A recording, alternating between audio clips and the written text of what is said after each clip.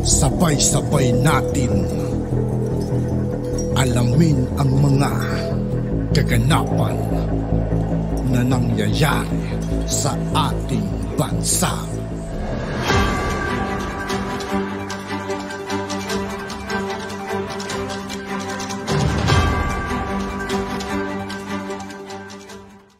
Yo, what's up mga kaibigan? This is I2K po again. Ngayon nandito naman ulit tayo sa channel ni Pinas News Insider. Dito naman ulit tayo magbibigay ng komento at reaksyon, kaya samahan nyo ako guys. Let's go! Ito yung ikinapagtataka ko mga lods eh. Kasi sobrang andaming kadramahan, 'di ba, sa kamera. Simula nung hiniling lang ni former President Duterte na i-open book at mga kaibigan, simula nagsalita ng dating Pangulong Rodrigo Duterte mga kaibigan. Ang dami nilang sinasabi, nagtutulong-tulong na sila, Romualdez, Castro, Raul Manuel. Diba yung mga yan? Sarap pag-uumpugin. Joke lang. Publiko, no? Ang pondo nila kung saan pupunta. Ang dami na nilang pinaggagawa, ang dami na nilang kadramahan. Unang kadramahan nila, yung pagiging defensive nila. Di ba? Meron pa silang suporta-suporta, no, kay House Speaker.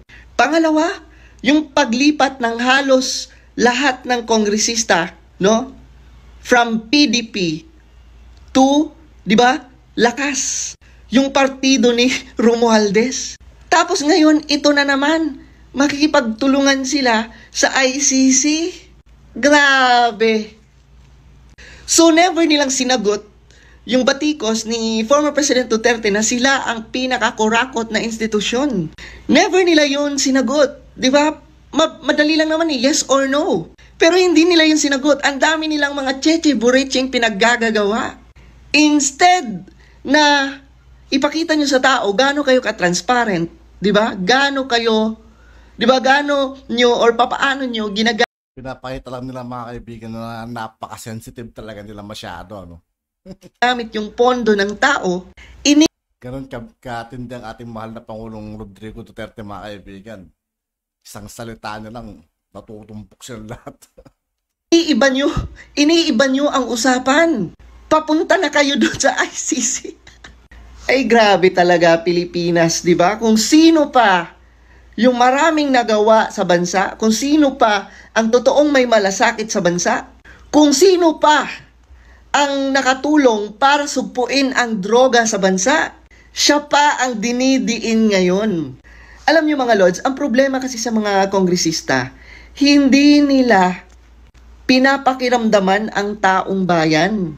Na sa totoo lang, marami tayong, 'di ba? Marami sa mga kababayan natin ang mas nagustuhan pa at mas pipiliin yung diskarte ni former President Duterte pagdating sa war on drugs. Kasi sa totoo lang mga lods, nasa ilalim yan nasa mamamayang Pilipino yan 'Di ba? Tayo yung nakakaramdam kung epektibo or kung may nagawa talaga, no, ang namumuno. So yung former President natin na si President Duterte, naramdaman yun ng tao. Kaya nga, ang dami pa rin sumusuporta sa kanya hanggang ngayon. Kasi naramdaman ng pinakailalim ang pagbabago. Mga Lods, basahin natin. Marami pang problema ang mga Pilipino na kailangang bigyan ng solusyon. Hindi eleksyon ang sagot sa sikmurang gutom. House Speaker Martin Romualdez. Hinggil sa patutsada ni dating Pangulong Rodrigo Duterte na may plano siyang tumakbo bilang Pangulo sa 2028. Grabe, no? Yung mga word na yun, sikmurang gutom, maraming Pilipinong nagugutom, laylayan, di ba? Sounds yung mga linyang yun mga kaibigan, gas-gas na yun. Ewan ko na lang kung sino pa magpapaniwala doon mga kaibigan. Familiar. And sa totoo lang yung mga ganyang statement, yung mga ganyang pabida-bida at saka kadramahan, lumang tugtugi na yan no? Lumang tugtugi na yan, 'di ba, ng mga politiko. Kunwari, concern sa mga nagugutom, kunwari, concern sa mga nasa laylayan, kunwari, concern sa mga mahihirap, Yun pala, ginagamit na naman nila ang mga mahihirap, ang mga nasa laylayan, ang mga sikmurang gutom kuno, ginagamit na naman nila, no, para makuha ang atensyon. Pero sa totoo lang mga lords, never ito nanalo sila VP Inday Sara, si former President Duterte, and even Marcos, even President BBM, nanalo sila, di ba, by not using that word.